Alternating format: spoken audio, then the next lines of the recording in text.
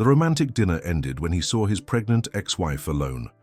She didn't say anything, but her gaze carried all the words he never wanted to hear. He knew right then that the child was his, and that she had faced everything alone while he toasted empty achievements. That night the food grew cold, his pride crumbled, and he understood that no success could erase an absence. If this story interests you, don't forget to subscribe to our channel and tell us which city you're watching from. We'll continue. I promise this will be the best story you'll ever hear in your life. Richard Mitchell had everything money could buy. At 42, he was one of the most influential businessmen in New York, with a fortune built in real estate and a reputation as a ruthless negotiator. That night, at a charity gala at the Plaza Hotel, he represented success in its purest form: impeccable Italian suit, astronomically expensive Swiss watch and company to match, Vanessa Parker, an international model, and his latest conquest. "You're simply brilliant, Richard," whispered Vanessa, adjusting the strap of her red dress while admiring the room full of important figures. "The way you closed that deal in Washington, D.C. was genius. Everyone's talking about it." Richard smiled with satisfaction, raising his champagne glass in a silent toast to his own success. He had worked hard to get here, sacrificed a lot. The luxury surrounding him was merely confirmation of his correct choices, he thought. "Business is like chess, my dear, always 3 moves ahead." His eyes scanned the room, recognizing politicians, businessmen, and celebrities. This was his world now. That's when his gaze crossed the room and found something he didn't expect. On the opposite side, talking quietly with a small group, was Helen, his ex-wife. It had been almost a year since the divorce, finalized quickly and practically like all matters in his life. What paralyzed him wasn't just seeing her there, but seeing her that way. Helen wore a simple but elegant navy blue dress that highlighted her rounded belly. She was pregnant, and even more disconcerting, she seemed to radiate a serenity that he couldn't remember seeing in the 5 years they were married. "Richard, are you okay?" Vanessa touched his arm, noticing his sudden change in behavior. "Yes, just recognized someone." He tried to disguise it, but his eyes remained fixed on Helen. She smiled as she gently touched her belly, talking with an older woman who seemed delighted with her pregnancy. There was no affectation in her gestures, no pretense, just a genuine happiness that hit him like a punch to the stomach. "It's my ex-wife," he finally explained, unable to look away. Vanessa followed his line of sight. "The pregnant one? I didn't know she got into another relationship so quickly." The observation bothered him more than it should have. Helen had never been the type of woman who jumped from one relationship to another. During their marriage, she was a visual arts teacher, dedicated, sensitive, and patient, qualities he admired but never really valued. Now seeing her there, Richard felt the first blow of an uncomfortable truth. Maybe the problem had never been her. Memories began to surface like flashes. Helen trying to talk about the future while he checked emails, her invitations for simple trips that he always declined because of meetings, her suggestions about trying to have children that he always postponed, classifying them as distractions from his larger goals. "Excuse me," he said abruptly to Vanessa, heading to the bar. He needed something stronger than champagne. Leaning on the counter, waiting for a whiskey, Richard couldn't help looking at Helen again. That's when their eyes met for the first time that night. She recognized him immediately. There was no exaggerated surprise, no anger, no visible hurt, just a slight nod, polite and distant, as if he were just an old acquaintance, not the man with whom she had shared a life. That devastated him more than any confrontation. Helen had moved on, completely, without carrying him as an open wound. "Your whiskey, sir." The bartender placed the glass in front of him, bringing him back to reality. "She looks happy, doesn't she?" The voice came from his left side. It was Carl Matthews, his former partner, and one of the few who knew the details of his marriage and divorce. "Did you know she was pregnant?" Richard asked, still watching Helen from a distance. "Found out a few weeks ago. Ran into her by chance at an art exhibition." Carl made a calculated pause. "You must have been too busy to notice she was already planning this before you separated." The phrase fell like an anchor in Richard's stomach. "What do you mean?" "Helen always wanted to be a mother, Richard. It was her biggest dream." "Did you really think she would give up that dream just because you weren't ready?" Something broke inside him at that moment. It wasn't just wounded pride at seeing his ex-wife moving on with life.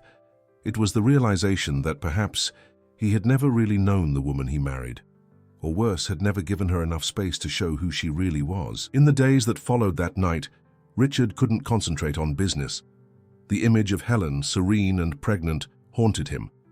Initially, he convinced himself it was love, a repressed feeling that resurfaced upon seeing her. But in his sleepless nights, a more painful truth began to emerge. Perhaps it was just his wounded ego, belated guilt, or the perception that he had never really loved anyone but himself and his ambitions. "You seem distant," Vanessa commented during dinner a week later. "It's because of her, isn't it? Your ex-wife." "I don't know what you're talking about," he replied dryly, irritated by the precision of the observation. "I know how to recognize when a man is obsessed, Richard, and you are." Vanessa looked at him coldly. "Maybe you should find out who the father is before getting like this. That would solve your dilemma." The suggestion, although made with disdain, planted a seed. Who was the father of the child Helen was expecting? Could it be someone he knew? Someone she had already loved while they were still married? The doubt began to consume him like poison. The following week, unable to bear the uncertainty, Richard did something he never imagined. He hired Mario Sanders, a discreet and efficient private investigator recommended by one of his lawyers. "I want to know everything about her life in the last year, especially about the child's father," he instructed, handing over a folder with basic information about Helen. "Understood, Mr. Mitchell. I'll return in 2 weeks with a complete report." During those 2 weeks, Richard immersed himself in work like never before, trying to silence the internal voice that questioned what he was doing. He was violating Helen's privacy, but convinced himself he needed to know. He needed to find a rival, someone to blame, someone who had taken his place. What he received, however, was very different from what he expected. "There is no other man, Mr. Mitchell." Mario Sanders was sitting across from him in the luxurious office of Mitchell Developments, with a folder of documents on the table. The investigator maintained a neutral, professional expression, while Richard stared at him with disbelief. "What do you mean there's no other man? She's pregnant." "Exactly, but there's no romantic partner involved." Mario opened the folder and began presenting photos, documents, and reports. "Mrs. Helen initiated in vitro fertilization treatment 8 months before your divorce was finalized. I have records here of medical consultations, exams, and procedures at Fertility Plus, one of the most reputable clinics in New York." Richard flipped through the documents with trembling hands. Photos of Helen entering a fertility clinic alone, copies of receipts for expensive procedures, records of consultations with fertility specialists. "She did all this alone?" The question came out almost in a whisper. "Apparently so. The procedure began when you were still married, but she continued after the separation. There were several attempts from what I could determine. Not all successful." Mario hesitated before continuing. "I should point out that it wasn't easy for her. Medical records indicate invasive procedures, hormones, significant side effects, all faced without apparent support." Each word was like a stab for Richard. He remembered Helen being more tired in the last months of their marriage, her occasional absences that he never questioned, too concerned with his own achievements. She had begun this journey still as his wife, in silence, probably fearing his disapproval or indifference. "Is that all?" he asked, feeling his throat dry. "There's one more thing," Mario replied, pulling out a final document. "She apparently made a trip to a specialized clinic abroad 3 months after the divorce. That's when the procedure was finally successful." Richard dismissed the investigator and remained alone in his office for hours, contemplating what he had discovered. There was no betrayal, no rival to hate or blame, just a woman who refused to wait for someone who was never really present. For the first time in his adult life, Richard couldn't protect himself with justifications or rationalizations. The truth was crystal clear and painful. He wasn't rejected. He was the one who had abandoned Helen, not just at the end, but throughout the marriage. In the weeks that followed, Richard began to look at his life with different eyes. The penthouse apartment in the Upper East Side, once a source of pride, now seemed cold and impersonal. Meetings with investors, which used to energize him, became mechanical. Even Vanessa, sensing his change, gradually distanced herself until announcing she needed some time, a euphemism for the end of a relationship that had barely begun. On a Friday night, While New York was battered by a violent summer storm, Richard was alone at home with a half-empty bottle of whiskey, watching the rain through the panoramic window. The city lights flickered with lightning, and in some neighborhoods blackouts were already beginning. That's when his cell phone rang. Unknown number. "Hello?" he answered, expecting some work emergency. "Richard?" The voice on the other end was familiar but different, trembling, scared. "Helen." He stood up immediately, feeling his heart accelerate. "What happened?" "I need help." Her voice was broken, as if she were in pain. "I'm having strong contractions, but it's too early. The power went out in my building, and I can't call a taxi or ambulance. The streets are flooded and—" A groan of pain interrupted her speech. "Where are you?" Richard was already grabbing his car keys without hesitation. "In the same apartment." "Do you remember?" Another groan. "Please, Richard. I have no one else to call." "I'm on my way. Hang on." Richard went down to the garage and got into his imported car, ignoring warnings about flooding throughout the city. The storm intensified, turning streets into rivers, knocking down trees, blocking passages. Normally he would have considered it madness to go out in such weather, but now he could only think of Helen, alone, vulnerable, needing him for the first time. After detours, blocked streets, and almost an hour of a journey that would normally take 20 minutes, Richard arrived at Helen's building, a modest edifice in Brooklyn, a neighborhood she had always loved for its cultural life and unpretentious atmosphere. The doorman recognized him immediately, despite the time passed. "Mr. Mitchell, thank God you came. Ms. Helen is not well. I tried to help, but I can't leave the front desk with this weather." "Which apartment again?" 302. The door is unlocked." Richard ran up the 3 flights of stairs, since the elevator was stopped due to the blackout. Upon opening the apartment door, the scene shocked him. Helen was lying on the living room floor, pale, with a pool of amniotic fluid around her. Her face, always so serene, was contorted in pain, illuminated only by the weak light of some candles. "Helen!" He ran to her, kneeling by her side. "I'm here." She opened her eyes, surprised that he had really come. "The baby. It's too early. 7th month only." Richard didn't think twice. He carefully picked her up in his arms, surprised by her lightness despite the pregnancy. "I'm taking you to the hospital. Everything will be all right." The way to the hospital was a nightmare. Blocked streets, traffic lights out, fallen trees. Richard drove with fierce concentration, constantly talking to Helen to keep her conscious, while she alternated between moments of lucidity and spasms of pain. "Why did you come?" she asked in a moment of clarity, her hand squeezing his arm during a contraction. "How could I not come?" he replied simply, realizing it was the first time in years he had done something without calculating benefits or advantages. When they finally arrived at Mount Sinai Hospital, Helen was immediately taken to the emergency room. Her blood pressure was dangerously high, and the baby showed signs of fetal distress. The doctors decided on an emergency cesarean. "Are you the father?" asked a nurse as they prepared Helen for surgery. Before he could answer, Helen, already semi-conscious due to medication, murmured, "He needs to stay, please." Richard was then taken to change clothes and prepare to accompany the birth. While putting on the hospital gown, his hands trembled. It wasn't fear of the situation or the scene he would see. It was the weight of a responsibility he had never felt before. In the operating room, everything happened with dizzying speed. Time seemed to compress into crucial seconds. The doctors worked with silent efficiency, and Helen, despite the anesthesia, kept her eyes fixed on Richard, as if seeking some strength in him, something he never imagined he could offer someone. "Pressure dropping," announced one of the doctors. "We need to be quick here." Richard held Helen's hand, watching her pale face, feeling completely powerless for the first time in his life. All his achievements, his money, his influence, none of it mattered at that moment. He couldn't negotiate with fate, couldn't buy more time.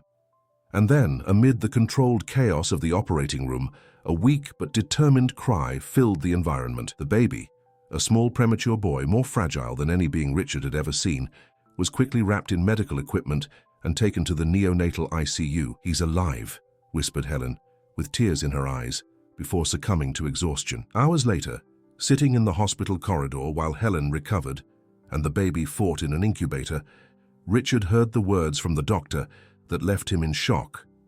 "If you had been 20 minutes later, we probably would have lost them both. It was a very close call. In that sterile corridor, with the distant sound of medical equipment and nurses' hurried footsteps, Richard Mitchell, the man who always knew exactly what he wanted and how to get it, felt completely lost. And, paradoxically, for the first time in his life, exactly where he should be. 3 days passed before Helen fully regained consciousness. When she finally opened her eyes with clarity, she found Richard asleep in the chair next to her bed, in wrinkled clothes and unshaven. A completely different vision from the impeccable man she had known. "You stayed here the whole time?" she asked, her voice still weak. Richard woke up startled. "Helen?" His face showed genuine relief. "How are you feeling?" "The baby," was her first concern. "He's in the NICU. He's small but fighting bravely." Richard approached the bed. "The doctors say each day is a victory. He weighs 2.6 pounds now." Helen closed her eyes for a moment, processing the information. When she opened them again, there was renewed determination. "I need to see him. You're still very weak. The doctors said—" "I don't care what they said. I need to see my son." Recognizing that determination he had always admired in Helen, Richard didn't argue further. Instead, he got a wheelchair and, with the help of a nurse, prepared her for the visit. In the neonatal ICU, the small human being was fighting for his life inside an incubator, connected to tubes and machines that seemed to swallow him. Helen placed her hand on the glass as if she could touch him through the barrier. "Michael," she whispered. "His name is Michael." Richard observed the scene with a lump in his throat. That moment contained an intimacy to which he had never had access before. The pure connection between mother and son, the absolute vulnerability of both. In the days that followed, Richard didn't leave the hospital. He improvised an office in the waiting room, delegated responsibilities, cancelled meetings. To the surprise of his team, who was used to seeing him prioritize business above all, his instructions were clear. Nothing was more important at the moment. 1 week after the birth, when Helen was more recovered and was monitoring the gradual evolution of Michael in the ICU, she finally decided to have the conversation they both were avoiding. "Richard," she began, as they watched Michael through the incubator glass, "I need to tell you something." He nodded, feeling that whatever the revelation, it would change everything. "Michael is your son." The words hung in the air for a few seconds before Richard could fully comprehend them. How is that possible? We didn't... Remember that weekend in the Hamptons, a few months before we separated? It was our last real attempt to save the marriage," Richard remembered. A rare weekend when he had turned off his cell phone and really been present with her. A fleeting moment of reconnection before routine swallowed them again. "I had already started fertility treatment before that," continued Helen. "But that weekend, we decided to try naturally, remember? When I discovered I was pregnant, weeks later, we were already separated." "Why didn't you tell me?" The question came out more as a whisper than an accusation. Helen looked at him directly, her eyes reflecting not anger but a painful clarity. "Because I didn't want a father out of obligation, Richard. I didn't want someone who would stay with me because of a child. I had already lived 5 years with a man who was physically present but emotionally absent. I wouldn't do that to a child." The words hit Richard like truths he had always known, but never had the courage to face. Throughout the marriage, he had been there, but never really present. He had offered financial stability, but denied Helen what she needed most: partnership, attention, real presence. "I ask only one thing of you now," continued Helen, her voice firm despite the contained tears. "If something happens to me, I want you to take care of Michael. Not as an obligation, not as another project to be managed, but with true love, with presence, with everything you didn't know how to give me." That promise, requested at Helen's most vulnerable moment, transformed something fundamental in Richard. It wasn't a dramatic epiphany, nor an instant conversion, but the beginning of a painful and necessary awakening. In the weeks that followed, while Michael fought in the ICU and Helen slowly recovered, Richard began a silent transformation. He delegated responsibilities in the company, drastically reducing his workload. He put his penthouse apartment up for sale and disposed of properties he had accumulated as trophies over the years. He began attending meetings for parents of premature babies at the hospital, listening to stories of ordinary people facing extraordinary challenges, with a courage he had never needed to demonstrate in his calculated business dealings. He watched videos about neonatal care, learned the meaning of each alarm in the ICU, memorized the names of medications and procedures. At home, in the apartment he had once considered too small and simple for his standards, Richard learned basic things he had never needed to do: operate a washing machine, prepare simple meals for Helen, organize medication schedules. For the first time in his adult life, he existed without the constant need to be admired or envied. Helen observed this transformation with initial distrust. She knew well Richard's talent for grand gestures in times of crisis, his ability to seem deeply involved when it suited him. But gradually, she noticed something different in this change. There were no dramatic requests for forgiveness, no extravagant promises about the future. Just constant, silent, daily gestures, the true currency of dedication. "Why are you doing all this?" she asked one day, while Richard helped position her more comfortably in bed after an exhausting visit to the ICU. "I'm not doing it for you," he answered with surprising honesty. "Not even for Michael, not completely. I'm doing it for myself because I finally understood that the person I became is not someone I would admire." That response, devoid of manipulation or self-interest, was the first real step toward a possible reconnection between them. While Helen and Michael fought their physical battles, Richard faced his own losses. A corporate scandal revealed irregularities in one of the companies in the group he managed. Former allies, sensing the ship sinking, quickly distanced themselves. Business magazines, which had previously exalted him as an entrepreneurial genius, now explored stories of his absence in command, questioning his commitment. At another time in his life, Richard would have mobilized his press team, activated political contacts, used his influence to control the damage. Now, curiously, he let everything crumble. The sensation of seeing his empire of appearances collapse brought an unexpected relief, as if for the first time he could breathe without the weight of an image to sustain. "Aren't you going to do anything about what they're saying in the newspapers?" asked Helen one afternoon, showing a particularly critical article on her tablet. "No," he replied simply. "Let them talk. I have more important things to take care of now." It was at that moment that Helen began to consider the possibility that Richard's change was genuinely real. As the weeks passed, Michael gradually gained weight and strength. Each gram gained was celebrated as a monumental victory. Richard learned to change tiny diapers with hands previously accustomed only to signing million-dollar contracts. He learned to sing softly during the early hours when the little one became agitated, to interpret different types of crying, to feel in his own body the rhythm of his son's breathing. Meanwhile, a new character entered their hospital routine. Anthony, a visual artist who had been Helen's friend for years. He would visit her regularly, bringing wildflowers and photography books. He was gentle, sensitive, clearly devoted to her in a way that Richard recognized but had never practiced. "He likes you," commented Richard after one of Anthony's visits. "He always has," replied Helen with simplicity, "even when I was married to you."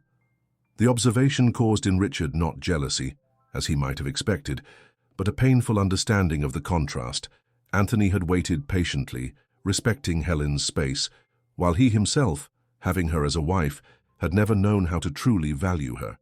"He would be a good father to Michael," said Richard, surprising himself with the sincerity of those words. Helen observed him for a long time before responding. "Michael already has a father.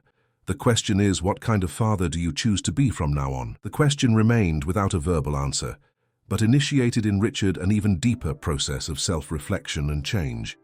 2 months passed since the night of the storm. The New York winter was coming to an end, bringing warmer days and occasionally clear skies. Michael, now weighing 5.5 pounds, finally was discharged from the neonatal ICU. The medical team, which had accompanied his daily struggle, organized a small celebration. To everyone's surprise, Richard was the most emotional. "Thank you for not giving up on him," he said to the doctors and nurses with a choked voice, while holding little Michael in his arms for the first time outside the incubator. Helen, observing the scene, felt something she didn't expect, a discreet pride in the man Richard was becoming. It wasn't the same superficial pride she had felt at the beginning of the relationship, when his rising career impressed everyone. It was something deeper, based on real actions, on genuine changes. The return home represented a new challenge. Helen had prepared a small room for Michael in her apartment, but Richard's constant presence throughout the hospitalization period now made separation strangely difficult. "I can stay on the couch for a few days," he suggested, while helping to settle Michael in the crib for the first time. "Just until you adapt to the routine at home." Helen hesitated, but agreed. It wasn't just for the practical help, which would certainly be welcome in the sleepless nights to come, but because something in that new dynamic between them asked to be explored calmly, without haste or precipitated definitions. The routine was gradually established. Richard would get up in the early hours when Michael cried, bring him to Helen to breastfeed, and then rock him back to sleep. During the day, while she rested, he worked remotely at an improvised desk in the living room, always attentive to the baby's sounds. "I never imagined you like this," commented Helen one night, as she watched Richard humming softly to put Michael to sleep. "Neither did I," he replied with a tired but sincere smile. "I think I needed to lose everything to understand what really matters." Gradually, Helen returned to photography, her passion even before meeting Richard, and which had taken a back seat during the marriage. She began photographing Michael daily, capturing every small change. Soon these photos evolved into a broader artistic project, a series about rebirths and new beginnings. In her images, Helen captured careful hands, exchanged glances, the dawn light filtering through simple curtains. Richard appeared in many photographs, never as the main focus, but as a constant presence, holding Michael, preparing bottles, asleep with the baby on his chest. "You should exhibit these photos," suggested Anthony during a visit, leafing through preliminary prints spread across the table. "They're powerful, Helen." Richard, who was entering the room at that moment, stopped to observe the images. He saw himself through Helen's eyes, not the powerful businessman he had always tried to project, but an ordinary man, learning to care, to be present, to value the essential. "I agree with Anthony," he said, surprising them both. "The world needs to see your work." It was the first time he expressed genuine interest in Helen's artistic career, something that, during the marriage, he had always treated as a charming hobby, never as a serious vocation. That night, after Anthony said goodbye and Michael finally fell asleep, Richard took courage for a necessary conversation. "I think it's time for me to find my own place," he said to Helen, as they washed the dinner dishes together, a domestic activity he would never have done in his previous life. "Michael is stronger now you're recovered. My constant presence here might be complicating things." Helen dried her hands slowly, considering his words. "Why do you think that, Anthony?" he replied simply. "He loves you, Helen, and he seems to be the kind of man I should have been." Helen observed him for a long moment before responding. "Anthony is a dear friend. And yes, he has had feelings for me for a long time. But I'm not ready for another relationship because of what happened between us. Not just that." She paused, carefully choosing her words. "During our marriage, I lost a lot of myself trying to be what I thought you wanted. Then during the pregnancy alone, I rediscovered a strength I didn't know I had. Now, with Michael, I'm discovering a new version of myself. I need to honor that process." Richard nodded, understanding what she wasn't explicitly saying. Some damages aren't easily repaired. Some broken trusts require more than a few weeks of good actions to be rebuilt. In the following days, he found a simple apartment in the same neighborhood, a few blocks from Helen and Michael. It was nothing like the luxurious penthouse he had sold, just a functional place, close enough to be present daily in his son's life. A new routine was established. Richard visited Michael every morning before work and returned in the late afternoon. On weekends, he took on more responsibilities, allowing Helen to have time for her photography project and to simply rest. The Rebirths exhibition was inaugurated 6 months later at the small Brooklyn Cultural Center. Helen's photographs, powerful in their simplicity, captured Michael's journey from his days in the incubator to recent smiles, interspersed with images of Richard's silent transformation and Helen's own rediscovery as an artist and mother. On opening night, while observing emotional visitors in front of the photographs, Richard felt a strange sensation of peace. His phone vibrated with notifications of a new crisis in his business. Plummeting stocks, another lawsuit underway, but for the first time that seemed irrelevant compared to what he had really built in the last few months. "What did you think?" asked Helen, approaching with Michael in her arms, now a healthy 8-month-old baby with curious eyes identical to his father's. "It's the truest story I've ever seen told about us," he replied, gently touching Michael's little hand, which immediately grabbed his finger with surprising strength. Weeks later, on a Sunday afternoon in the park, Richard finally asked the question he had avoided for months. "Do you think we could ever try again? The two of us?" Helen didn't answer immediately. She watched Michael playing on the grass, trying to catch flowers with his clumsy little hands. She thought about everything they had lived through, the distant marriage, the painful separation, the unexpected reunion, the journey of transformation. "I don't know if we can go back to what we were," she finally answered. "Those people don't exist anymore." Richard felt the weight of that truth. He was about to accept the answer as definitive when she continued, "But maybe we can build something new, something truer this time." She looked him directly in the eyes. "Not today, not tomorrow, but I'm open to the possibility." Those words, not a promise, just a possibility, meant more to Richard than all the million-dollar contracts he had ever signed. A week later, Helen invited him for a walk. It was late afternoon and the sun was beginning to set on the New York horizon. "Michael and I wanted to show you something," she said, as they walked along a path in Central Park. They arrived at a small lake where the sunset was reflected in the calm waters. Michael, in Helen's arms, let out a spontaneous laugh at seeing a duck swimming near the shore. "This is his favorite place," explained Helen. "I come here almost every day. I thought you might like to be part of this moment, too." Richard looked at his son, at Helen, at the sunset that was coloring the sky orange and pink. In another time, he would have checked his watch, thought about unanswered emails, missed business opportunities. Now he just breathed deeply, absorbing every detail of that perfect moment in its simplicity.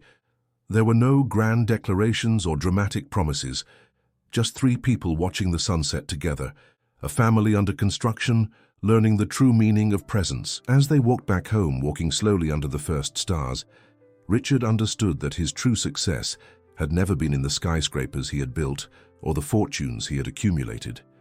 It was there, in that simple moment, in Michael's small hand gripping his finger, in Helen's serene gaze, in the courage to rebuild what he had once destroyed through negligence. The new life would not be made of grand milestones or spectacular achievements, but of constancy, of small moments of true connection, of daily choices for presence instead of absence. Love, the kind that is learned and relearned every day, became his greatest and most valuable achievement. And so, under the starry sky of New York, Richard, Helen, and Michael continued walking together, not toward a guaranteed ending, but toward an honest new beginning, one step at a time without hurry, with the certainty only that they were, finally, on the right path. The end of the story. Dear listeners, we hope that the story of Richard, Helen, and Michael has touched your hearts. To continue this emotional journey, we've prepared a special playlist with equally moving stories. Find it here by clicking on the left. If you enjoyed this narrative, don't forget to subscribe to our channel and leave your like on the video. Every day we bring unique stories that explore the complexity of life and relationships. Don't miss our upcoming content. We'll be waiting for you in the comments.